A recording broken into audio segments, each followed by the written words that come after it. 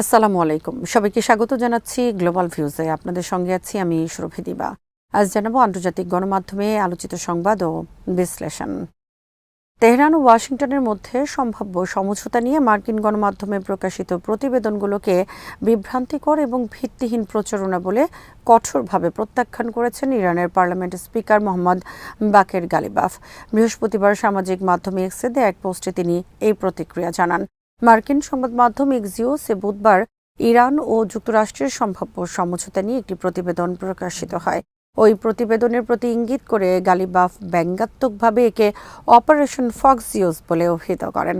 Ghalibaf বলেন, অজ্ঞাত সূত্রের বরাতে এ ধরনের কাল্পনিক খবর প্রচার করা মার্কিন গণমাধ্যমগুলোর একটি নিয়মিত ধরন।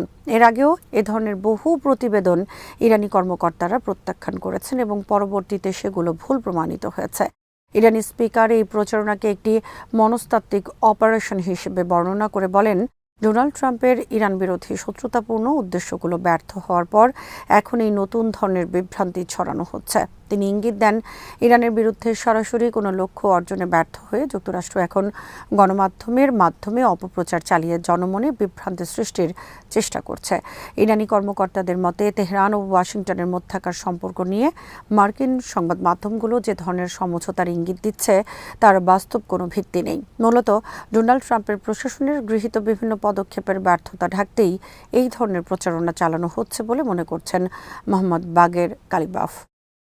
ইরানের বিরুদ্ধে যে কোনো নতুন আগ্রাসনের ক্ষেত্রে দেশটির পাল্টা জবাবের ধরন, বুদ্ধিমত্তা এবং মাত্রা শত্রুদের হিসাব নিকাশের বাইরে থাকবে বলে হুঁশিয়ারি দিয়েছে ইসলামী বিপ্লবী গার্ড বাহিনী বা আইআরজিসির নৌ শাখা। বুধবার আইআরজিসি নেভির রাজনৈতিক বিষয়ক ডেপুটি মোহাম্মদ আকবরজাদে এক বিবৃতিতে জানান, যে কোনো সম্ভাব্য হামলার জবাব দেওয়া হবে এমন এক কৌশলে যা শত্রুর কল্পনারও অতীত। আকবরজাদে মনে করিয়ে দেন, যুক্তরাষ্ট্রের আগের সব পরিকল্পনা ব্যর্থ হয়েছে। ওয়াশিংটন ইরানের ইসলামী বিপ্লবী শাসন ব্যবস্থার উৎখাত করতে সমৃদ্ধ ইউরেনিয়াম কেড়ে নিতে এবং কৌশলগত হরমুজ প্রণালী নিয়ন্ত্রণ নিতে চেয়েছিল, কিন্তু পারেনি। বিবৃতিতে উল্লেখ করা হয়, শহীদ আয়াতুল্লাহ সৈয়দ আলী খামিনির শাহাদাতের পর তার উত্তরসূরি হিসেবে আয়াতুল্লাহ সৈয়দ মোস্তফা খামিনির নিয়োগ শত্রুপক্ষের সব প্রচেষ্টাকে নৎসাৎ করে দিয়েছে।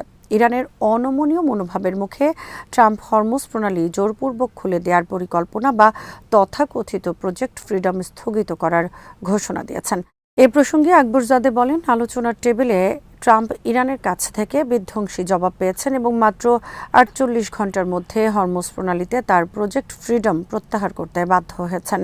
আইআরজিসি নেভির সক্ষমতার প্রশংসা করে তিনি বলেন, নতুন অপারেশনাল প্ল্যানের মাধ্যমে আইআরজিসি প্রমাণ করেছে হরমুজ প্রণালীর উপর ইরানের পূর্ণ নিয়ন্ত্রণ বজায় রয়েছে। পারস্য উপসাগরে নিরাপত্তা পরিস্থিতির উন্নতি এবং আগ্রাসনকারীদের হুমকি নৎসাৎ হওয়ার প্রেক্ষিতে কৌশলগত হরমুজ প্রণালী দিয়ে জাহাজ চলাচল পর্যায়ক্রমে নিরাপদ ও স্থিতিশীল করার ঘোষণা দিয়েছে আইআরজিসি। বুধবার আইআরজিসি নৌবাহিনীর অফিসিয়াল এক্স অ্যাকাউন্টে দেয়া এক পোস্টে এই তথ্য জানানো হয়। এতে বলা হয়, হরমুজ প্রণালী অতিক্রম করতে চাওয়া শিপিং কোম্পানি এবং নাবিকদের কাছ থেকে ইরানের নিয়মকানুনের প্রতি ভালো স্তরের আনুগত্য লক্ষ্য করা গেছে। বিশ্বের মোট জ্বালানি তেলের চাহিদার 1/5 সরবরাহ হয় এই গুরুত্বপূর্ণ জলপথ দিয়ে।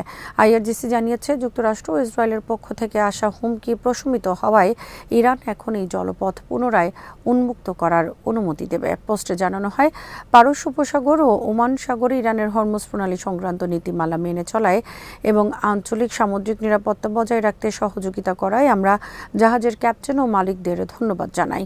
আগ্রাসনকারীদের হুমকি নৎসাৎ এবং নতুন প্রোটোকল কার্যকর হওয়ার ফলে এখন থেকে হরমুজ প্রণালীতে নিরাপদ ও স্থিতিশীল যাতায়াত নিশ্চিত করা হবে। এই ঘোষণাটি এমন এক সময় এলো যার মাত্র 2 দিন আগে মার্কিন যুদ্ধজাহাজগুলো ইরানের নিয়ন্ত্রণ ভেঙে হরমুজ প্রণালীর দিকে অগ্রসর হওয়ার চেষ্টা করলে ইরান ক্ষেপণাস্ত্র ও ড্রোন ছুড়ে সতর্ক বার্তা দিতে বাধ্য হয়। এর পরপরই বুধবার মার্কিন প্রেসিডেন্ট ডোনাল্ড ট্রাম্প জানান, তিনি জোরপূর্বক হরমুজ প্রণালী খুলে দেওয়ার পরিকল্পনা থেকে সরে এসেছেন।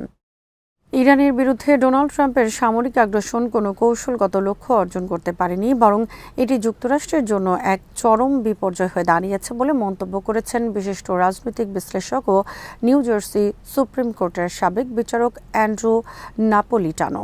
প্রেস টিভিকে দেয়া এক একান্ত সাক্ষাৎকারে তিনি বলেন, এই সংঘাতের ফলে অভ্যন্তরীণ মুদ্রাস্ফীতি বেড়েছে, ইউরোপীয় মিত্রদের সঙ্গে দূরত্ব তৈরি হয়েছে এবং ইরান এখন বিশ্বের অন্যতম বৃহৎ শক্তিশালী দেশে পরিণত হয়েছে।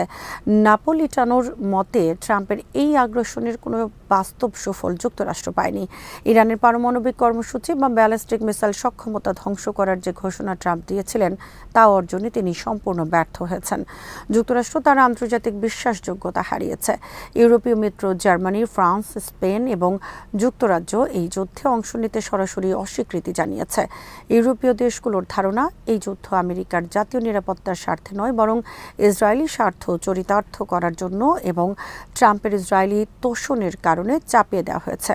সাবেক এই বিচারক উল্লেখ করেন, একসময় অত্যন্ত নির্ভরযোগ্য জলপথ হিসেবে পরিচিত হরমুজ প্রণালী এখন একটি রণক্ষেত্রে পরিণত হয়েছে। এর ফলে বিশ্বজুড়ে তেলের দাম ও যুক্তরাষ্ট্রে খাদ্যদ্রব্যের দাম আকাশচুম্বী হয়েছে, যা ট্রাম্পের অভ্যন্তরীণ জনপ্রিয়তাকে ক্ষতিগ্রস্ত করেছে। নাপোলিটানো বলেন, ট্রাম্পের এই উস্কানিমূলক যুদ্ধ আইনগত এবং সাংবিধানিকভাবে অভিশংসনযোগ্য অপরাধ। বর্তমানে রিপাবলিকান নিয়ন্ত্রিত কংগ্রেস প্রেসিডেন্টের ভয়ে চুপ থাকলেও 2027 সালের জানুয়ারিতে ডেমোক্রেটরা ক্ষমতায় এলে চিত্র বদলে যাবে। যুদ্ধের অন্যতম বড় ফলাফল হিসেবে নাপোলিটানো ইরানের সামরিক শক্তির উত্থানকে চিহ্নিত করে বলেন, ইরান এখন বিশ্বের খুবই শক্তিশালী দেশগুলোর কাতারে প্রবেশ করেছে। সাহস, ইচ্ছা এবং সক্ষমতা দিয়ে তারা বিশ্বের অন্যতম দুই শক্তিশালী বাহিনী যুক্তরাষ্ট্র ও ইসরায়েলকে থামিয়ে দিতে সক্ষম হয়েছে, যা আধুনিক ইতিহাসে নজিরবিহীন।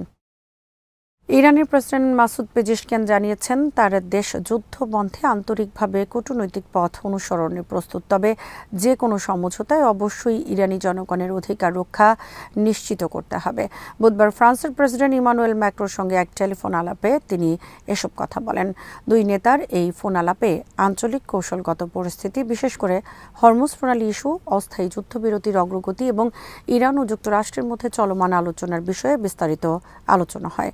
প্রেসিডেন্ট পেজিশকিয়ান ফরাসি প্রেসিডেন্টকে বলেন, ইরান আন্তর্জাতিক আইনের কাঠামোর মধ্যে থেকে যুদ্ধ বন্ধে গুরুত্বের সঙ্গে কূটনৈতিক পথ অনুসরণে আগ্রহী, তবে একই সঙ্গে আমরা ইরানি জাতির অধিকার আদায়ের বিষয়ে কোনো ছাড় দেব না।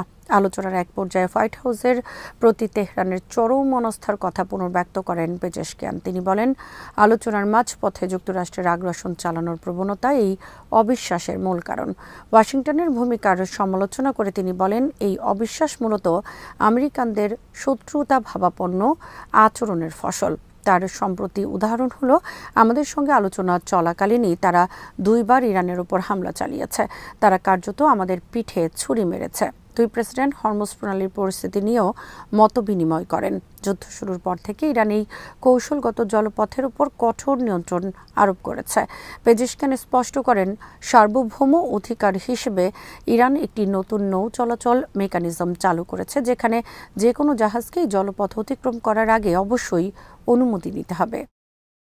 ইরানের বিরুদ্ধে চলমান যুদ্ধ বন্ধের পথ প্রশস্ত করতে যুক্তরাষ্ট্র ও ইসরায়েলকে অবশ্যই ইরানি জনগণের অধিকারের স্বীকৃতি দিতে হবে বলে সাফ জানিয়ে দিয়েছে ইরানের প্রতিরক্ষা মন্ত্রণালয়।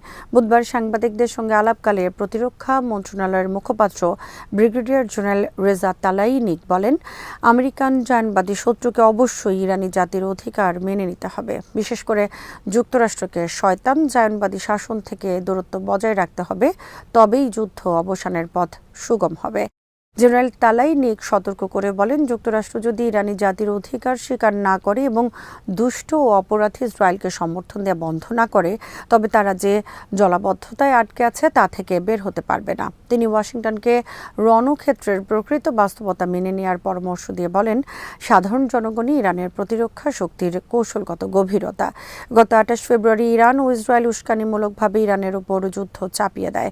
আগ্রাসনের শুরুতে তারা ইরানের সর্বোচ্চ নেতা আয়াতুল্লাহ সৈয়দ আলী খামেনিকে হত্যা করে এবং পরমাণু কেন্দ্র, স্কুল, হাসপাতাল ও বেসামরিক অবকাঠামোতে হামলা চালায়। এর জবাবে ইরানের সশস্ত্র বাহিনী অপারেশন ট্রু প্রমিস 4 এর আওতায় 100 ধাপে পাল্টা হামলা চালায়। পশ্চিম এশিয়ায় অবস্থিত মার্কিন সামরিক ঘাঁটি এবং ইসরায়েলি অবস্থান লক্ষ্য করে কয়েকশো ব্যালিস্টিক ও হাইপারসনিক মিসাইল এবং ড্রোন নিক্ষেপ করা হয়। ইরান শত্রু দেশ ও তাদের মিত্রদের জন্য কৌশলগত হরমুজ প্রণালী বন্ধ করে দেয়। ওয়াশিংটন ইরানের উপর অবৈধ নৌ অবরোধ বজায় রাখায় তেহরানও একই জলপথে কঠোর নিয়ন্ত্রণ আরোপ করে। ইরান সাফ জানিয়ে দিয়েছে, অবরোধ পুরোপুরি প্রত্যাহার না করা পর্যন্ত তারা আলোচনার টেবিলে ফিরবে না। আজ এখানেই শেষ করছি। সবাই ভালো থাকুন, সুস্থ থাকুন আর দেখতে থাকুন বিডি নিউজ। চ্যানেলটি ভালো লাগলে সাবস্ক্রাইব করুন, সংযুক্ত থাকুন আমাদের ফেসবুক পেজে। আল্লাহ হাফেজ।